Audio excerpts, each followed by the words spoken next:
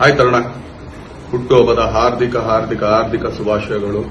ಭಗವಂತ ನಿನಗೆ ಆಯುಷ್ ಆರೋಗ್ಯ ಕೊಡ್ಲಿ. ಇವತ್ತೇನೇನು ಕೆಲಸ ಮಾಡ್ತಿದ್ಯಾ ಅದರೆಲ್ಲ ಯಶಸ್ಸು ಸಿಗ್ಲಿ. ಸೊ ಇದೇ ರೀತಿ ಒಳ್ಳೊಳ್ಳೆ ಸಿನಿಮಾಗಳು ಮಾಡ್ತಾ ಇರು, ಹೀಗೆ ಮುಂದುವರಿತಾ ಇರು.